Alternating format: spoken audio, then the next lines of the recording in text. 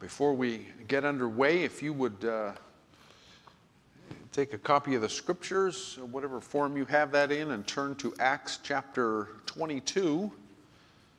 And around verse 30, we'll join with that story in just a few minutes. One of the things that has really stuck out and that we've been talking about in our journey through the book of Acts over this since last fall. It's a long road and it's a long story, but it's a good story. It's a story about how what we do today got started, and that's important. We live in turbulent times. We live in times when right now those who are very, very wealthy and very, very powerful are exerting their strength and their power over as much as they can. And so one of the more difficult things I find and have found of late is that who do you listen to? What voices do you trust on the issues? The issue of the COVID virus. Just had my second vaccine this last week. I don't feel as much like Superman as I had hoped, but in fact, as the weeks go on, more and more of us will have gotten the vaccine, and so that will change the status, our demographics a little bit. You know, if you would let the front office, email me or Monica, and let us know if you've had the vaccine. That would be a good thing for us to know. That would be kind of helpful for the elders, certainly, to make decisions about how we begin to open up a little bit, as I mentioned last week. So I'm giving you, some of you it's a promise and some of you it's a threat. Take it as you will. But the yellow strings will be coming down in the next few weeks, I think. And we'll allow you to socially distance, as we've all had a year practice with these masks and social distancing and all of that. So those will probably be coming down. Some of you have spoken to me, a number of you have spoken to me about the windows being open. So we have tried to listen to the voices that seem to be pretty consistent. And so what has consistently come out of the science community, regardless of politics, is that where this virus gets shared most easily is in closed spaces where the air gets like a petri dish with people sitting in it and breathing each other's vapor that comes out of our lungs. That's what comes out of our lungs. And so in order to avoid that, we're trying to make it as much like the outside as we can in here. And as long as you keep the air moving, that buys you a whole lot of points on the safety issue. And that's what we consider this virus. We want to look at it as a physical safety issue. There are other ongoing psychological issues with wearing masks about your own personal self-identity. It's really not good for people to have their faces covered all the time. So we're aware of all of that. And so we're going to be moving forward with that a little bit as more of our more vulnerable people get vaccinated. We're going to lean into this thing a little bit more in the days ahead. So that's one of those things you have to look in and try and find voices that you can trust. You may not agree with everything, but you at least feel like you're being spoken to in an honest way. Now, part of this study in Acts, a big part of it has been about the issue of Jews and Gentiles coming together. Jesus died to break down that wall that separated the two, and the people of Israel had been exiled centuries before for being too much like their Gentile neighbors, for worshiping their gods. and taking their immoral habits into their lifestyles. And so God punished them for doing that. And so they learned their lesson in that exile in Babylon. And coming back, they learned how to be a separate people for the first time ever, really. And so now the Jewish Messiah, Jesus from Nazareth, comes. And he brings his message to the people of Israel. And the end of his message is that this is going to go through all the world and to the nations, the Goyim, or Gentiles. The word Gentile comes from the word Goyim in Hebrew. Goyim simply means the nations. And so there is a racial issue in this. At the end of our last story, we saw that the many people out in the temple plaza were listening to Paul share his testimony, and they all listened very quietly to him until he said, "The Lord told me to take this far away to the Gentiles." And when he said that, the place went crazy. It just was something they couldn't think about or go. And now we have some issues like that in our country that we deal with, and we are looking for voices that we can trust. I'm not one to just jump in and react strongly and quickly to something that's been going on for a long time just because somebody has a new spin on it. And so it is with the issue of racial tension in our country. And so in this vein, about 13 or 14 years ago, my eldest daughter was in her residency at Dartmouth Hospital, and she was in a Bible study with the Navigators group at Dartmouth College, and they would meet at various houses, the leader's house and sometimes at her apartment. And the guy that she ended up marrying was in that group, and there was a couple in that group that I remember her talking about quite a bit, because this married couple who had kids, this guy had just graduated from Gordon Conwell Seminary, and his wife was finishing medical school at Dartmouth College. Well, he kind of stood out in New Hampshire a little bit, first of all, because he had been a linebacker in college football. So he was a big guy, but he was also a black guy from Alabama. And she said he's like the funniest guy, and he's he's a very good communicator and teacher in our Bible study when he shows up. And so roll the tape forward to 2019 and 2020, and this fellow, whose name is Esau McCauley, in the meanwhile, in the last decade or so, had been an Anglican priest. He was in the Anglican Church, and in some places where his wife, who was in the military, he was an Anglican priest in a couple of the places overseas where she got stationed.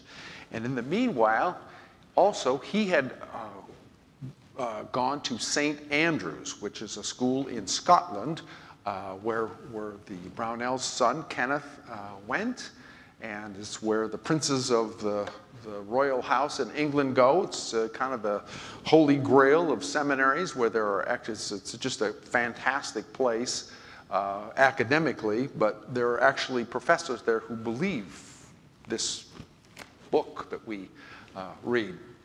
And so anyway, he went there and got his PhD and got himself a professorship at Wheaton College in Chicago, where some of our families here have had kids and grandkids go. And he's a professor in New Testament. And he is an opinion columnist in the New York Times and the Washington Post and Christianity Today, and has kind of begun to speak on the issues of what it is about being a black Christian. He grew up as a Christian in the black community, and he's talks about the different groups there are in that community. And he's written a book that came out last fall that I got a hold of this week, and I finally said to myself, well, this is a voice I trust. Now, I had gotten a movie this last year called What Killed Michael Brown. There's a name you might remember, a young black man killed in St. Louis in 2014. Well, another black fellow and his son, Shelby Steele and his son, Eli, made a movie, a documentary about that. And I thought, well, 2014, that's a long time ago, but they published the movie right after the George Floyd incident in 2020. And so kind of brought that into the tail end of their movie. And they just went and they talked to everybody in St. Louis that had been part of this. And what happened at that incident was actually fairly clear. There were plenty of eyewitnesses. But what people believed happened in the community all around it was widely variant from what the testimony of the eyewitnesses was. But it was an honest voice by someone who had been part of the civil rights movement back in the 1960s and has been with this all along. And so Esau McCauley comes as a next generation black man who is a believer, and he comes into the middle of this question. And so he titled his book, Reading While Black. Now, some of you may not catch what that's about, but that's kind of a triple entendre. If you were arrested for drinking and driving, it's called driving while intoxicated, a DWI. There's a phenomenon in the black community called DWB, or driving while black. Now, I personally have never been detained by the police for any reason in my entire life. Just haven't. I just don't do stuff like that. Or I've been clever enough to get away with it, but no, really haven't. He said he had to stop and think about it, but he says, I've been detained by the police 7 or 8 times in my life just for being black. And he says, I was a good kid. He says, I went to college on a football scholarship, and I wouldn't take anybody in my car when I finally got one. I wouldn't take anybody in my car unless I made sure they didn't have a weapon or guns on them.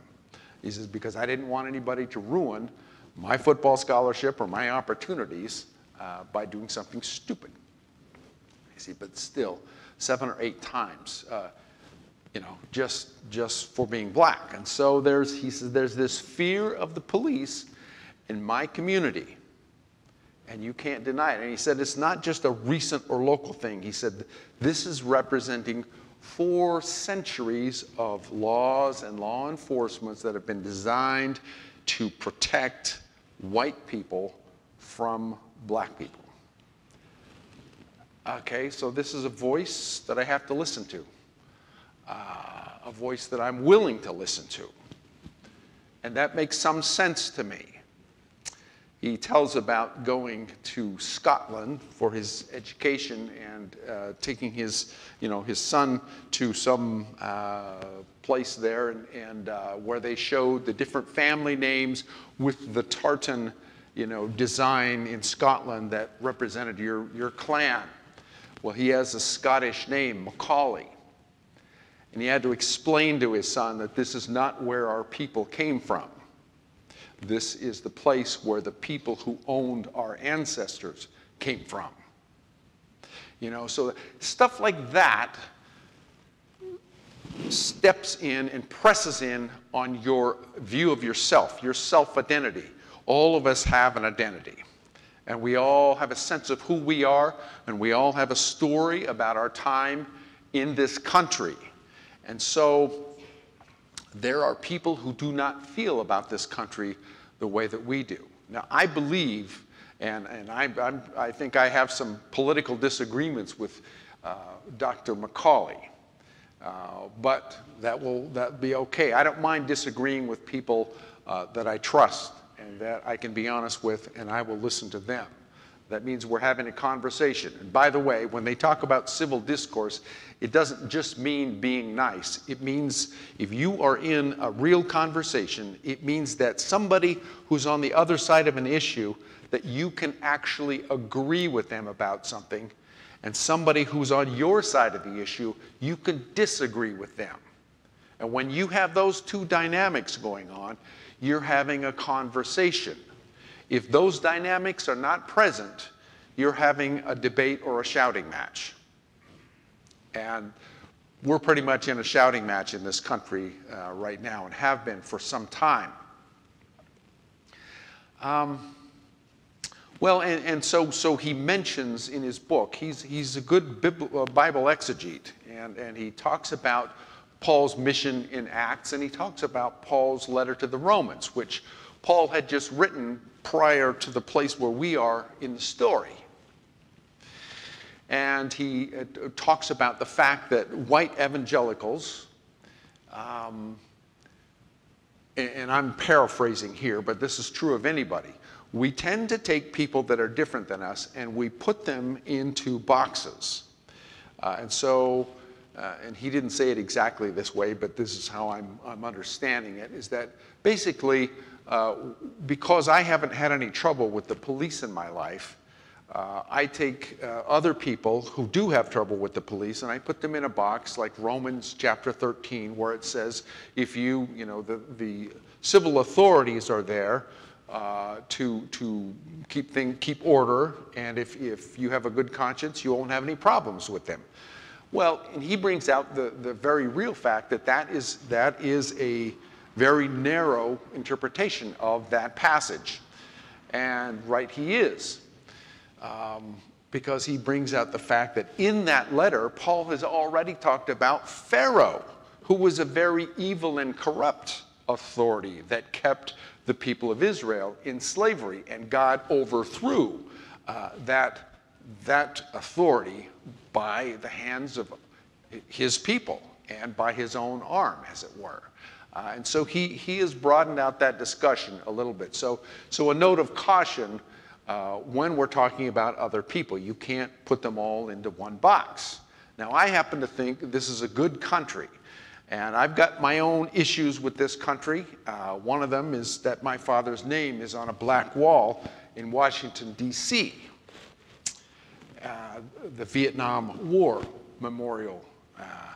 And I have a problem with that. I have a problem with the political party that refused to win that war. And I have problems with this going a long way back. In 1966, when my father was killed there, that was 100 years since my great-great-grandfather, Henry Dockey, was a 10-year-old boy like I was and lost his dad in the Civil War on the side of the Union. So there's some built-in identity issues that I've had to deal with in my lifetime. So I get that. But we all, for time immemorial, all the way back 2,000 years and before, the struggle here is about, this is about humans with humans. Does God play into this or not? The rich and the powerful have always dominated humankind.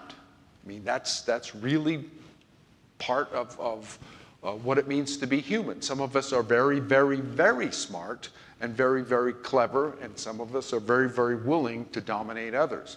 And so we develop stories, and we use this book to justify doing things to other people. So the history of the black Christian community is that slaves very often were forced to go to church, and they didn't get their own pastors to talk to them. They got a slave owner or a white person telling them that they needed to be good slaves for their masters, and they used the New Testament to justify that. Well, he brings an exegesis that helps you widen out what really is going on. So, Paul is dealing with this racial issue about Gentiles. And so the Jewish believers, at the beginning of the story of the church, decide that Gentiles are allowed to be Gentiles as followers of Jesus. You don't have to convert and become part of the Jewish nation in order to follow Jesus. That's a racial issue. But the church, when the Gentiles become the majority, within 2 or 3 centuries, you'll see them decide that they reverse it, and they say, but you can't be, we accept that you accept us, but we reject you. You can't be Jewish and follow Jesus. You have to give that up. So that is a fundamental flaw in Christianity, and that's part and parcel of the first book I wrote. And so when we read this, we have to be honest about what we're really reading. We're reading what God gave us, and what God gave us was a Jewish story out of which flows wisdom, laws, theology, and how to live. And so if we can't get our minds around that, if we can't read it that way, then we're just putting other people in a box and trying to make the world the way we want to see it. And that's what human beings do. And so I want to go straight to the central verse that we want to just think about today. And go to verse 11 here in chapter 23. And then we're going to go back out and just quickly go through the main parts of the story.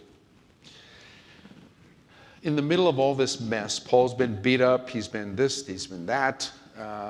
Verse 11, it says, the following night, the Lord stood beside Paul and said, take courage. For just as you have testified about me in Jerusalem, so you must also testify in Rome. So God is not saying, Paul, your way is going to be easy now. He's not saying it's going to be comfortable now. He's just saying, I'm right here. And you have a pathway forward that I'm taking you on. So take courage. And so that's what I want to think about. His book, the subtitle here is African American Biblical Interpretation as an Exercise in Hope. Hope is in short supply in his community. And hope is what we need. Those of us who sense and see right now the sense that nobody's actually in charge in our country, and this sense that the very largest and most powerful, wealthy players in the country are in fact grabbing up all they can as quickly as they can. We're called by this text to have hope because the Lord is standing with us, next to us. Well, let's look at the story quickly and catch this because we know it. Look back at verse 23 in chapter 23, chapter 22, verse 23. They were having a fit out there in the courtyard because he had said that the Lord told him to take this message to the Gentiles. As they were crying out and flinging their cloaks off and throwing dust in the air, having a riot, the commander ordered Paul to be brought into the headquarters. And he said, now here, this man is a powerful Roman commander. He has centurions that work for him. He said that Paul should be examined by lashing. I'm going to get to the bottom of this. I'm going to take this man's outer cloak off. I'm going to stretch him out. And then I'm going to have someone beat on his back and his sides with a whip that has little bits of metal and bone embedded in it. And I'm going to take the flesh off this man's ribs until he tells me what's going on. That's what it meant. So that he might find out why they were shouting against him so. Verse 25, but when they stretched him out with straps, Paul said to the centurion standing there, "Is it legal for you to scourge a man who is a Roman citizen without due process?" And now here, Paul asserts his privilege. He has a privilege that they don't know about. See, he's been regarded as a nobody that they could just, if they killed him, it wouldn't be a problem. Because he's just somebody, one of these Jews here in Israel who's causing trouble, and he's caused trouble for me. And so if he ends up dead and just thrown outside the city walls, I incur nothing from that. It doesn't mean a thing, because the powers here obviously want to be rid of him. But all of a sudden, Paul's status changes. He has become a person of privilege. Now, Jesus did not have that privilege. And so he ended up on a cross outside the city. Peter did not have that privilege of being a Roman, and he ended up on a Roman cross as well, church tradition tells us. Verse 26, now when the centurion heard this, he went to the commander and reported it, saying, "What are you going to do? For this man is a Roman." In other words, we's in big trouble right now because we've already put chains on him. The commander came and said to him, "Tell me, are you Roman?" And he said, "Yes." The commander answered, "I bought this citizenship for a large sum." In other words, you don't look like you have any money. You better not be lying to me. But Paul said, "I was born a Roman citizen." Therefore, those who were about to interrogate, that is, beat him, instantly drew back from him, and the commander also was afraid when he found out that Paul was a Roman and that he had bound him. I've already put this man in chains. In other words, I've declared him guilty before I've proved he's guilty, and he has legal rights. But on the next day, desiring to know exactly why Paul had been accused by the Judeans, that is the Jewish leadership, he released Paul and commanded the ruling priests, another privileged group. These ruling priests were not actually, these high priests were not from the tribe of Levi. They were not from the sons of Aaron, as the high priest was supposed to be. This was a political office. This was owned by the Sadducees, and they had had this office as a political power base for a couple of centuries, since the time of the Maccabees. And so they were in charge of the biggest economic engine in the country, this temple complex, because people were required by the law of Moses to come and bring sacrifices. So most of them, you couldn't just bring any sacrifice. You had to get one that was a lamb that was grown in Bethlehem. So most people who traveled just brought money and bought something. And so the money coming into that place was unbelievable. It employed a lot of people, and so these people had privilege, and their privilege was that they were keeping their power at any costs. And so all the Sanhedrin met together because this commander had the right not to be part of the Sanhedrin process, but to make them meet and discuss this issue. And so he brought Paul and set Paul before the Sanhedrin. So the Sanhedrin had the high priest and also people who actually believed this stuff, the Pharisees. Romans did not care about Paul until they realized that they had put a fellow Roman in chains. So they didn't love Paul, but now they were trying to instill fear in him, and now the fear was flowing back their way. If this man decides to complain that we put him in chains, we're in trouble. And so the privilege is kind of reversed direction. Now Paul had this privilege, and you'll see that he has only used this. He let himself get beaten up very badly in Philippi before he told them he was a Roman. He used this privilege when it would advance the gospel, and that's exactly how he was going to get to speak to Rome, because eventually he's going to appeal to Caesar. Jesus refused the privilege of being the Son of God. He didn't use that privilege to benefit himself. And one of the most striking examples of that is at the temptation. The devil says to him, "If you're the Son of Man, turn these rocks into bread because you're starving to death. You've been out here 40 days with nothing to eat. And Jesus says, not a chance. He quotes the scripture, don't put the Lord your God to the test.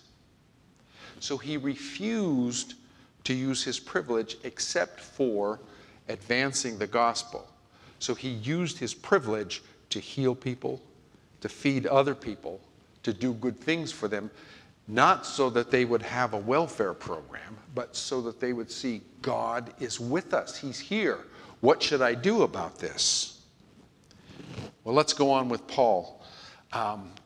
Starting at chapter 23, Paul looked very intently at the Sanhedrin and he said, brothers, fellow Jews, I have lived my life in all good conscience for God up to this day. And there were people standing in that room who had probably authorized him to go to Damascus and persecute these people that were following Jesus, 25 years ago. And now here's this man standing before us telling us he's got a good conscience before God. But the high priest, Ananias, who probably hadn't had time to get into his high priestly robes because it was an impromptu meeting, Ananias ordered those standing by him to strike him on the mouth. Then Paul said to him, I don't know whether they hit him or not.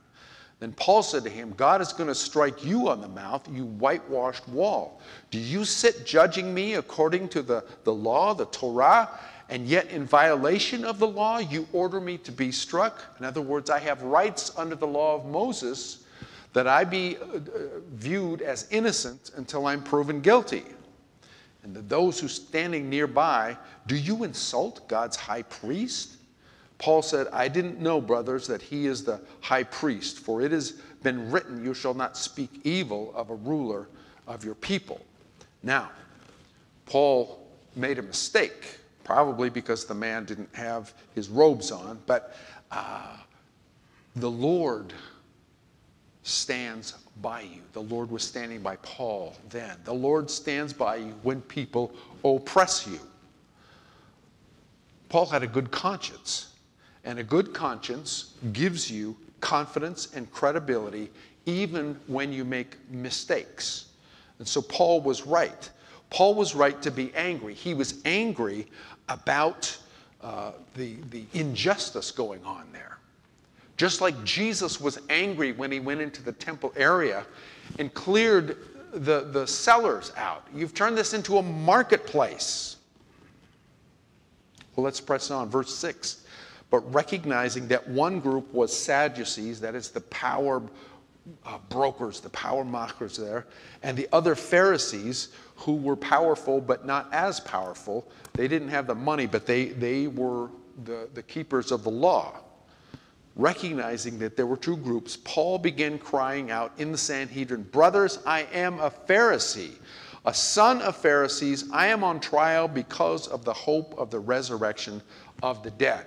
So, now this was a good maneuver in a legal sense, but I think it was more than that. I think, see, Paul is in here because he said the Lord wants his message to go to the Gentiles, and they just threw a fit about that. And so Paul brings it back to the central issue. Paul never got to speak the gospel out in the plaza.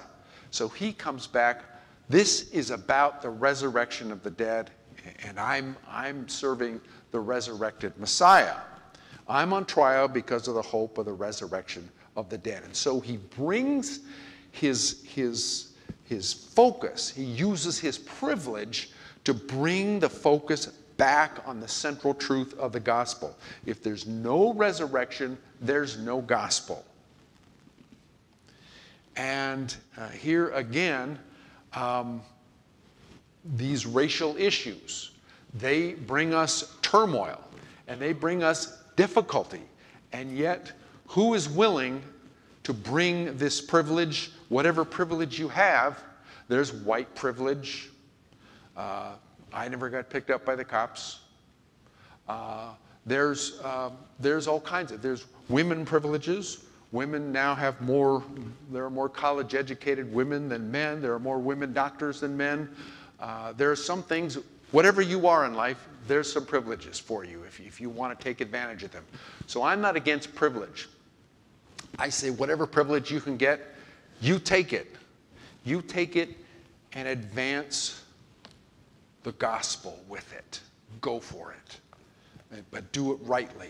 Do it for the sake of the Lord. And that's how you deal with that.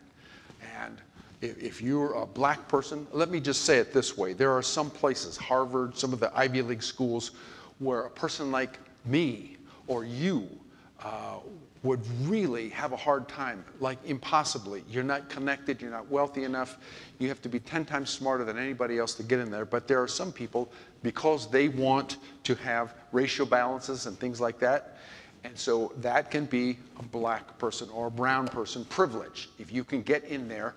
And I say, if you have that privilege, you go for it. You go for it and advance the gospel as far as you can. Do whatever God gives you, whatever he puts you in your hands, use it rightly. Don't use it against other people, but use it rightly. Well, as soon as Paul said that, a big uproar came about, and verse 9, some of the law scholars of the Pharisee party stood up and said, "We find nothing wrong with this man. What if a spirit or an angel has spoken to him?" And then as the big dispute was developing, the commander was afraid that Paul would be torn to pieces. So he ordered the soldiers to go down and take him by force from there and bring him to the headquarters. Again, the Lord stands by you when people hate you, when they oppress you, when they hate you. This had nothing to do with doctrine for the Sadducees. They really didn't care about the resurrection from the dead. What they cared about was keeping their power, and they were going to do that whatever the cost, whatever they had to do. So the Pharisees may have some disagreement with Paul about the Gentiles and about who Jesus was, but they agreed with him on that. And then we come to this verse, that's our central verse today. The following night, the Lord stood beside Paul and said, "Take courage, for just as you have testified about me in Jerusalem, you must testify in Rome." I love that the Lord is standing near to Paul or beside Paul. We were talking about this in the huddle a week or so ago. And we're talking about how men stand beside each other when they do stuff. And fishing is a great way to stand beside. If you're standing in front of a lake, standing by a river, that's a good time to talk, for a father and a son to talk, for friends to talk. Now women, they tend to talk to each other face to face, because that's how they communicate with babies. It's sort of wired into us. And so you'll see this funny little dance in the narthex. If you get especially younger couples that don't necessarily know each other that well, you'll see women trying to dial in to your face, and for face to face for men is a threatening posture. And so men will be doing like this, and so you'll see this little waltz, people going around. Men are trying to get sideways, and women are trying to get in front of them. And if they're not a couple, you'll see this little group waltz going on. The Lord was standing beside Paul.